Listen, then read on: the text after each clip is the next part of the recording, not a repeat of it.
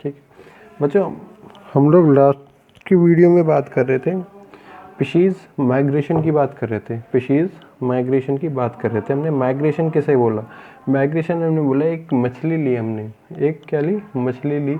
इसके लिए हमने बोला कि ये अपने मुख्य आवास से, जो इसका मुख्य मेन हैबिटेट था, नेचुरल हैबिटेट था, अपना प्राकृतिक जो आवास था, इससे भिन्न किसी अन्य आवास में जाकर, इससे भिन्न किसी अन्य आवास में जाकर ये अंडे दे या भोजन की प्राप्ति हेतु ये जाए और वापस से कुछ समय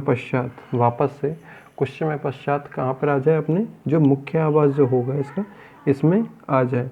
तो इस प्रकार की स्थिति को हम लोग बोलेंगे अभिगमन या माइग्रेशन बोलते हैं। ठीक है ना। अभिगमन के 3 कारक मिल सकते हैं। अभिगमन के या माइग्रेशन के फैक्टर्स, 3 प्रकार के फैक्टर्स मिल सकते हैं। एक हो सकता है फिजिकल फैक्टर, भौतिक कारक, दूसरा हो सकता है रासायनिक कारक, केमिकल फैक्टर, तीसरा हो सकता है बायोलॉजिकल या जैविक कारक। यदि बात की जाए भौतिक कारकों की, तो भौतिक कारकों में हम लोग बात कर सकते हैं कि वाटर सोर्स है जो, या तो वो समुद्र हो या वो नदियाँ हो, तालाब हो सकते हैं, पॉन्ड्स जिसे हम लोग बोलते हैं, बहुत सारी झीलें भी हो सकती है, लेक्स वगैरह भी हो सकती हैं। तो उनमें बॉटम सब्सटेंस के रूप में क्या क्या चीज़ें, कौन कौन से एनिमल्स, कौन कौन की फौना एंड फ्लोरा, ठीक है ना, प्लांट और एनिमल या वेजिटेशन प्रेजेंट पाई जाए। ठीक है ना। दूसरा हो सकता है उसकी डेप्थ क्या हो, वाटर लेवल की डेप्थ क्या हो, वाटर की गहराई क्या हो, वाटर का प्रेशर कितना पाया जाए। क्यों? वाटर के प्रेशर के अनुसार ही उसमें हम लोग कह सकते हैं किस प्रकार की फिशेज़ मिल सकती है। जैसे हम लोग बात करते हैं जहाँ समुद्रों में मोस्टली क्या कार्टिलेजियस फिशेज़ मिलती है, लेक्स में हमेशा बोनी फिशेज़ मिलती है, तो एक टाइप मिल जाता है। वाटर का टेम्परेचर क्या है, वाटर टेम्परेचर की हम लोग बात कर सकते हैं। वाटर लाइट इंटेंसिटी, ठीक है ना, लाइट इंटेंसिटी क्या हो, क्योंकि हम लोग बात करते हैं, जैसे हम इकोलॉजी पढ़ते हैं तो समुद्र को हम लोग 3 भागों में डिवाइड कर देते हैं, लिटोरल, लिम्नेटिक और प्रोफंडल जोन। एक 3 भाग में हमने इस प्रकार से किसकी उपस्थिति के आधार पर, प्रकाश की तीव्रता, प्रकाश की उपस्थिति के आधार पर बांटा हुआ है। ठीक है ना। इसी प्रकार से जल की धारा क्या हो, जैसे नदियाँ होती हैं, नदियों एक दिशा से दूसरी दिशा में बहती हैं, वाटर करंट जिसे हम लोग बोलते हैं। ठीक है ना। इस प्रकार से क्या हो जाते हैं, आपके भौतिक तत्व, भौतिक कारक पूर्ण हो जाते हैं। फिर नेक्स्ट नंबर पे आते हैं रासायनिक कारक। यदि रासायनिक कारकों में बात की जाए तो जल की लवणता, सैलिनिटी हम जिसे बोलते हैं, मिनरल प्रेजेंट, जितने भी मिनरल पाए जाए, जैसे हम लोग बात करते हैं समुद्रों के जल में मैग्नीशियम बहुत ज़्यादा पाया जाता है। मैग्नीशियम क्या होगा, बहुत ज़्यादा पाया जाता है। ठीक है ना। इससे उसकी सैलिनिटी बढ़ जाती है। उसका पीएच क्या हो, उसकी पीएच वैल्यू क्या हो, वाटर में किस प्रकार की गंध पाई जाए, उसका स्वाद क्या हो, कैसा हो। ठीक है ना। और उसमें क्या क्या पॉल्यूटेंट प्रदूषक तत्व, उसको प्रदूषित करने वाले तत्व प्रेजेंट हो। जैसे हम लोग कह सकते हैं आर्सेनिक, एंटीमनी प्रकार की अशुद्धियाँ मिल सकती हैं, मरकरी टाइप की अशुद्धियाँ मिल सकती हैं, लेड की अशुद्धियाँ मिल सकती है। तो ये क्या होती हैं, किसी भी जीवित जीव के लिए, किसी भी लिविंग थिंग्स के लिए क्या होती है, हानिकारक होती है, हार्मफुल होती हैं। तो इसमें से क्या होगा कि जो भी लिविंग थिंग है, फिशीज़ है या कोई और भी है, तो क्या हो जाएगा, माइग्रेट कर जाएगा वहाँ से। ठीक है। फिर हमने बात करते हैं किसकी, जैविक कारकों की। जैविक कारकों में हम लोग बात करें लैंगिक परिपक्वता। एक समय ऐसा आता है जब मेल और फीमेल दोनों क्या होंगे, मैच्योर होंगे, तभी क्या होगा, इनमें फर्टिलाइजेशन, निषेचन की क्रिया होगी। अगर मेल और फीमेल क्या होंगे, मैच्योर समय पर, एक ही समय पर मैच्योर नहीं पाए जाएंगे, नहीं होंगे, जिससे क्या होगा, इनमें निषेचन नहीं हो पाएगा, अंडे देने की संभावना कम हो जाएंगी। दूसरा हो सकता है इनका मेल और फीमेल का या किसी भी लिविंग थिंग का, स्पीशीज का ब्लड प्रेशर क्या हो, उसकी फीडिंग कैपेसिटी क्या हो, फूड की उपलब्धता क्या हो, उसकी मेमोरी क्या हो, और बहुत सारे जो इंटरनल फैक्टर्स होते हैं, जैसे कि हम लोग बात करते हैं एंडोक्राइन ग्लैंड्स की बात कर देते हैं, उसके द्वारा स्रावित हार्मोन, ठीक है ना, जो इसको प्रभावित करते हैं, लैंगिक कारक के रूप में कार्य करते हैं। फिर हम बात करते हैं अभिगमन करने वाली मछलियों के प्रकार।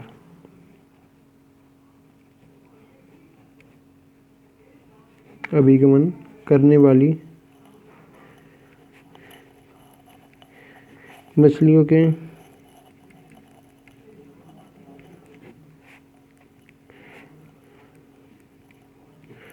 प्रकार। Types of migratory fishes.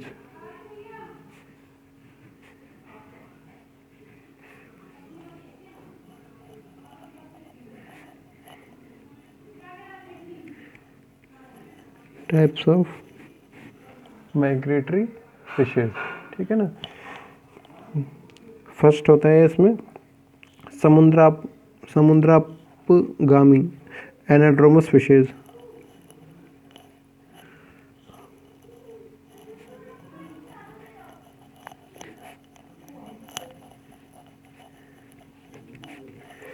Anadromous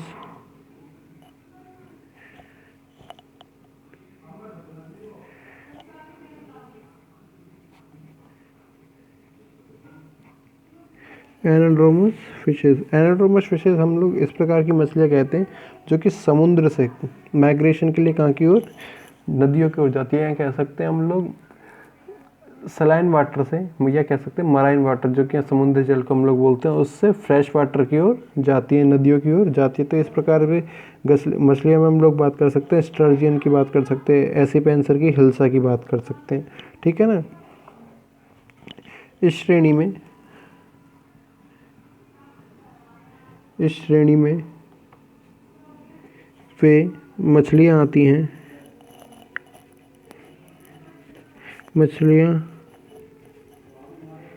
आती हैं जो समुद्र तल से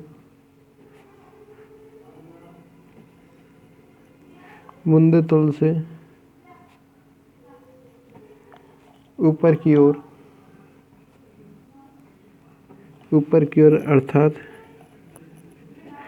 अर्थात नदियों की ओर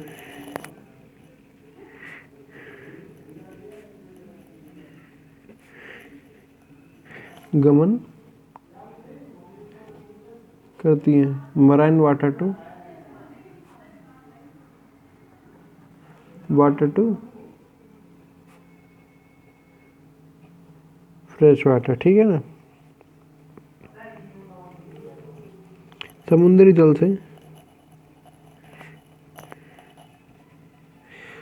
से स्वच्छ जल में आकर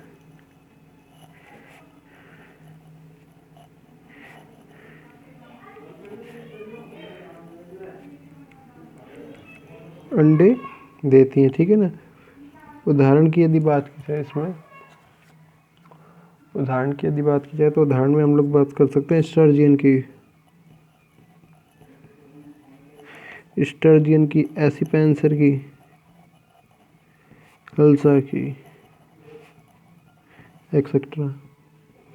सेकंड नंबर पे आएगी हमारे पास समुद्राभिगामी मछलियाँ।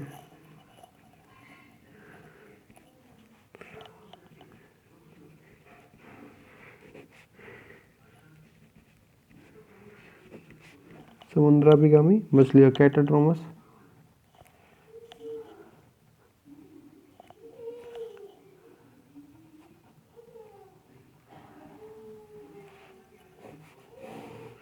कैटाड्रोमस फिशेज। ये हमेशा इसके उल्टी होंगे, मतलब ये fresh water to marine water migrate करती हैं, मतलब नदियों से समुद्र की ओर गमन करती हैं। इस श्रेणी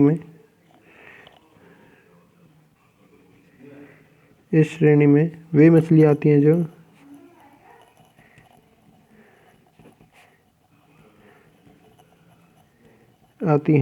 जो स्वच्छ जल में रहती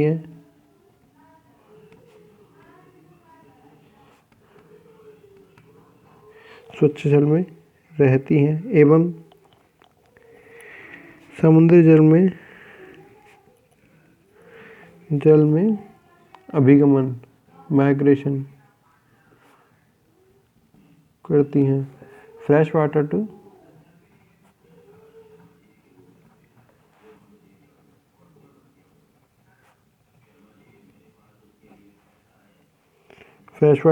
मराइन वाटर। यदि इसमें बात की जाए उदाहरण की, तो उसमें आती हैं ईल्स, ठीक है ना, एंगुइला,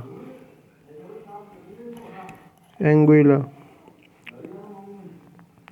एक्सेट्रा, ठीक है ना, एंगुइला एक्सेट्रा। थर्ड नंबर पे आता है हमारे पास कौन सा, समुद्रगामी मछलियाँ, ओशियनोट्रोमस फिशेज।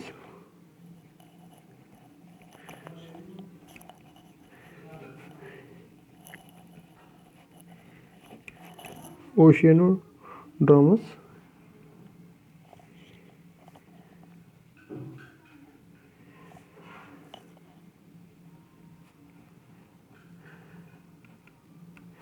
ओशियनोड्रोमस फिशेस, ठीक है ना। ओशियनोड्रोमस फिशेस इस प्रकार की होंगी जो समुद्र में क्या करती हैं, अंडे देने होते हैं, लंबी दूरी तय करती है, समुद्र से समुद्र में ही जाएगी लेकिन लंबी दूरी तय करेगी। इस श्रेणी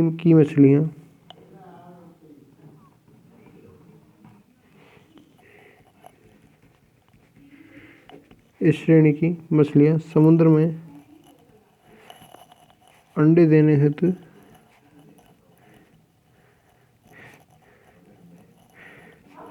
लंबी दूरी की यात्रा तय करती। मराइन वाटर टू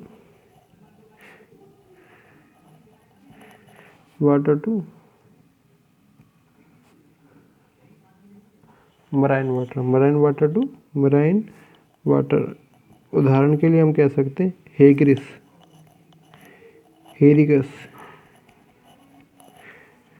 क्यूपिया,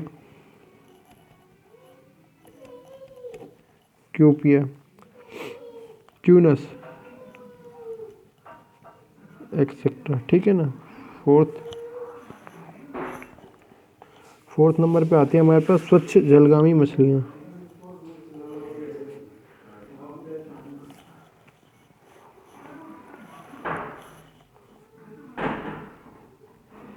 स्वच्छ जलगामी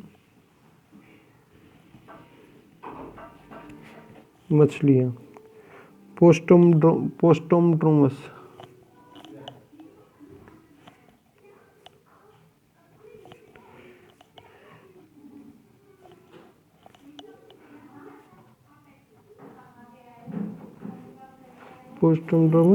स्वच्छ वाटर आपको ये समझ में आ रहा है, ये स्वच्छ जल में रहती हैं, ठीक है ना, स्वच्छ जल में रहती है और इसी में ही फ्रेश वाटर से फ्रेश वाटर की ओर, स्वच्छ जल से स्वच्छ जल की ओर गमन करती है, स्वच्छ जल से स्वच्छ जल की ओर गमन करती हैं। इस श्रेणी की मछलियाँ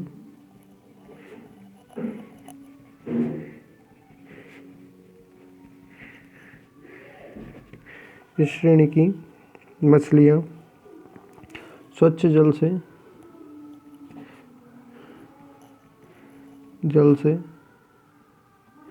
स्वच्छ जल की ओर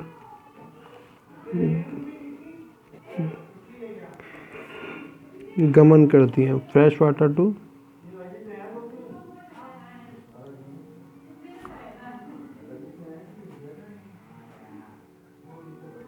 fresh water migration to fresh water. उदाहरण के लिए हम बात कर सकते हैं, उदाहरण के लिए हम लोग बात कर सकते हैं जैसे कि कार्प हो जाए, जैसे क्या हो जाए, कार्प हो जाए, ट्राउट हो जाए,